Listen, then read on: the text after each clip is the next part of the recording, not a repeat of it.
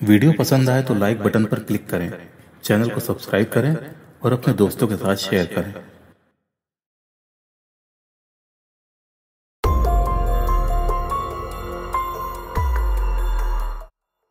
Social media ने हमारे जीवन को बदला है, लेकिन दिन पर दिन इसका दुरुपयोग भी बढ़ता जा रहा है। इंस्टाग्राम और फेसबुक दोनों ही बड़े प्लेटफॉर्म्स हैं जो हमें एक दूसरे से जोड़ते हैं, मगर कुछ लोग ऐसे भी हैं जो इनका प्रयोग करके बड़े बड़े जुर्मों को अंजाम दे रहे हैं। आज के युवा को, चाहे वो लड़का हो या लड़की, इस बात का बहुत ख्याल रखना चाहिए कि वो सोशल मीडिया के माध्यम से जिन भी अनजान लोगों से कनेक्ट हो रहा है, उनकी मुख्य नीयत क्या है। कहीं वो आगे चलकर कोई बड़ी मुसीबत तो नहीं खड़ी करने वाला है। फेसबुक का बड़ा दुरुपयोग तमिलनाडु के एक टाउन पोल्लाची में 2019 में देखने को मिला। इस मामले के सार्वजनिक होने के बाद जैसे तमिलनाडु में आग सी लग गई थी। लोग जगह जगह प्रोटेस्ट कर रहे थे और अपराधियों के खिलाफ फांसी की मांग कर रहे थे। आइए जानते हैं कि असल में मामला था क्या। पोल्लाची तमिलनाडु की कोयम्बटूर डिस्ट्रिक्ट के अंतर्गत आने वाला एक टाउन है।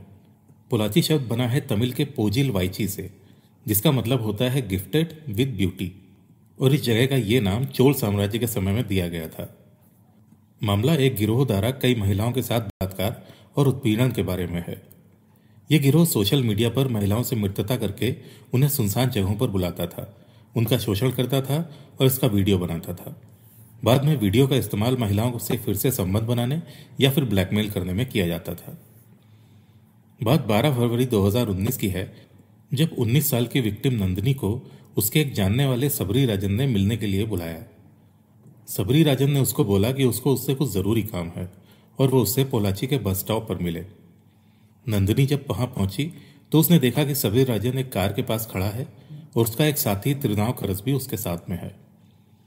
सबरी राजन नंदिनी का कोई डायरेक्ट जानने वाला नहीं था, बल्कि उसकी नंदिनी से दोस्ती फेसबुक के माध्यम से हुई थी और फेसबुक से पहले ये दोनों एक दूसरे को नहीं जानते थे। सबरी राजन के दोस्त त्रिनावकरस को नंदिनी सबरी राजन के माध्यम से ही जानती थी। थोड़ी देर बात करने के बाद सबरी राजन ने उसको कार में बैठने को बोला और कहा कि बाकी की बातें वो दोनों कार में ही करेंगे। त्रिनावकरस उस समय कार चला रहा था और सबरी राजन नंदिनी के साथ पीछे बैठा था। त्रिनावकरस ने चलती हुई कार को थोड़ी देर बाद रोका और जिस जगह पर रोका वहां पर अचानक ही 2 और लोग कार के अंदर घुस आए। नंदिनी को कुछ शक सा हुआ। अब उसके एक तरफ सबरी राजन और एक लड़का और दूसरी तरफ दूसरा लड़का बैठा हुआ था। त्रिनावकरस फिर से कार स्टार्ट कर चुका था और फिर अचानक ही पीछे बैठे तीनों लोगों ने नंदिनी पर जैसे धावा सा बोल दिया। उन्होंने नंदिनी के कपड़े उतारने शुरू कर दिए और उसकी गोल्ड चेन को भी उतार लिया। वो लोग इस पूरी वारदात को मोबाइल में रिकॉर्ड कर रहे थे। बुरी तरह से डरी हुई नंदिनी ने कार के अंदर से चिल्लाना और रोना शुरू कर दिया तो उन लोगों ने उसको बीच सड़क पर ही छोड़ दिया और भाग गए। नंदिनी ने किसी तरह अपने कपड़ों को संभाला और घर आ गई। नंदिनी के घर पहुंचने के बाद इन लोगों ने फिर से उससे कांटेक्ट किया और उसको धमकी दी कि उसकी वीडियो क्लिप उनके पास है, इसलिए वो जो कहते हैं वो उसको करना पड़ेगा। उनको रुपए चाहिए और अगर नंदिनी ने उनकी बात नहीं मानी तो वो लोग इस क्लिप को इंटरनेट पर अपलोड कर देंगे। डरी हुई नंदिनी ने इस पूरी घटना के बारे में अपने परिवार को कुछ नहीं बताया, मगर उसके बाद हुआ ये कि ये लोग इसको बार बार ब्लैकमेल करने लगे और पैसा वसूल करने की कोशिश करने लगे।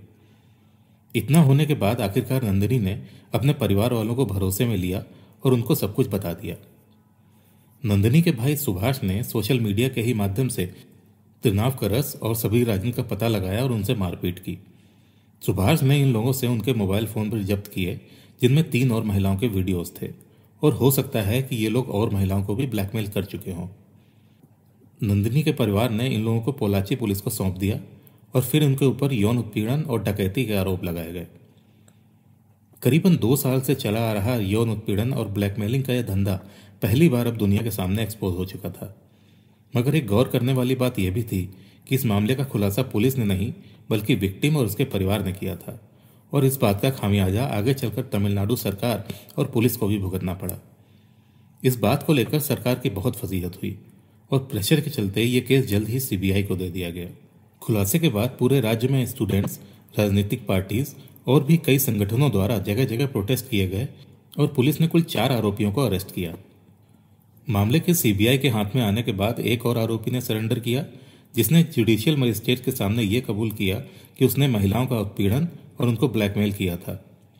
इन पांचों आरोपियों को सलेम सेंट्रल जेल भेज दिया गया था और 24 फरवरी 2019 को सबरी राजन, त्रिनावकरस, एन सतीश और टी वसंत कुमार के खिलाफ आईपीसी की धारा 354A, 354B, 394, 66E और तमिलनाडु की महिलाओं के यौन उत्पीड़न के कानून की धारा 4 के तहत एफआईआर दर्ज की गई। इस घटना का पूरा खुलासा होने के बाद अंदाजा तो ये लगाया जा रहा था कि हो सकता है कि इसमें 4 से ज्यादा लोग शामिल रहे हों। पुलिस ने और लोगों से भी अनुरोध किया कि वो भी अपने साथ हुए इस तरह की वारदातों के बारे में पुलिस को बताएं, जिससे कि पुलिस को इस पूरी गैंग को पकड़ने में मदद मिल सके।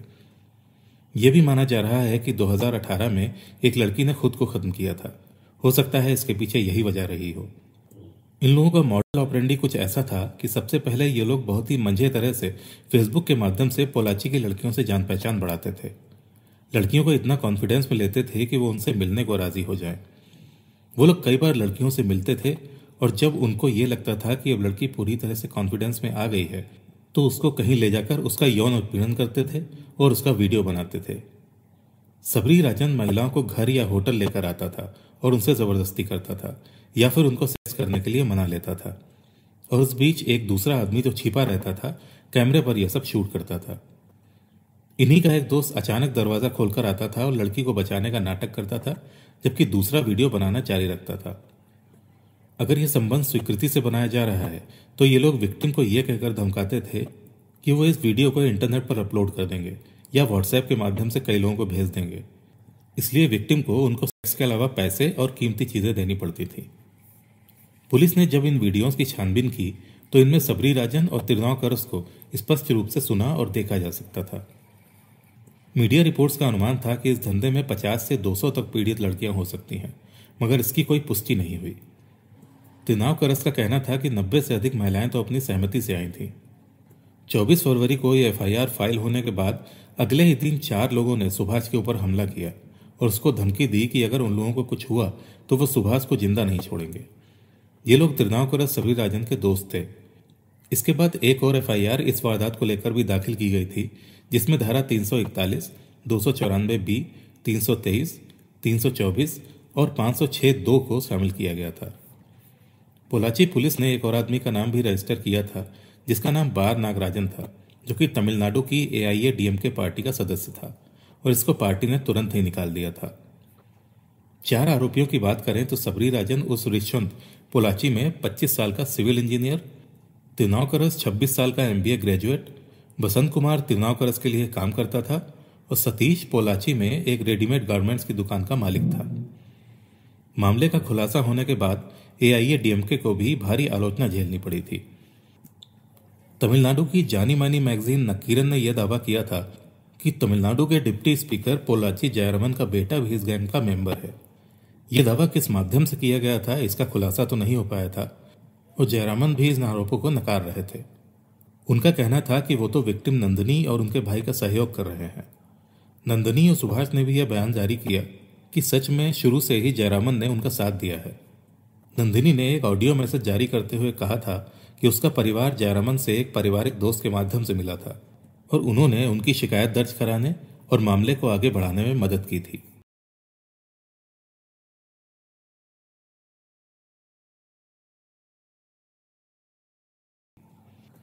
एक मार्च को कोयम्बटूर के SP R पांड्या राजन ने एक प्रेस कॉन्फ्रेंस की थी, जिसमें उन्होंने विक्टिम का नाम सार्वजनिक कर दिया था, जो कि इस तरह के मामलों में एक तरह का क्रिमिनल ऑफेंस है।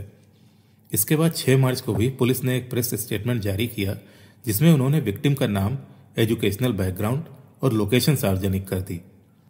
इसके बाद विक्टिम ने कोयम्बटूर डिस्ट्रिक्ट कलेक्टर के पास अपनी आइडेंटिटी को छुपाने के लिए एक दलील दाखिल की। मद्रास हाईकोर्ट ने तुरंत एक्शन लेते हुए तमिलनाडु गवर्नमेंट को विक्टिम को 2.5 लाख की तुरंत कंपनसेशन देने को कहा, क्योंकि यह मामला वायलेशन ऑफ प्रिवेसी, डिग्निटी और इमेज का था। CBI की इंक्वायरी इस केस में काफी स्लो रही और 6 जनवरी 2021 को CBI ने 30 और अभियुक्तों को अरेस्ट किया, जिनमें से एक AIADMK के यूथ विंग का मेंबर था। माना जा रहा था कि यह एक पॉलिटिकल चाल भी थी, जिससे AIADMK को स्टेट इलेक्शन के ठीक पहले प्रेशर में लिया जा रहा था। एक्टिविस्ट और रिपोर्ट्स का कहना था कि गिरफ्तारियों के बावजूद पोलाची पुलिसकर्मियों का इस मामले में क्या इन्वॉल्वमेंट था, इसकी कोई जांच नहीं हुई थी। चाहे वो जांच की सहायता करने में था या फिर अपराध को छुपाने में। उन्होंने दावा किया कि पुलिस ने कई प्रक्रियात्मक गलतियां की, जिससे कई महत्वपूर्ण संदिग्धों को रिहा कर दिया गया, खासकर कि वो जो AIADMK से जुड़े हुए थे। 2 साल बाद 2021 में पुलिस ने 3 और आरोपियों को अरेस्ट किया था, जिसमें से एक AIADMK का मेंबर था। कुछ एक्सपर्ट्स का कहना है कि AIADMK को इस मामले में उलझाने के पीछे CBI को बीजेपी की सेंट्रल गवर्नमेंट ने लगाया था, क्योंकि बीजेपी तमिलनाडु सरकार में अपनी सीट्स बढ़ाना चाहती थी।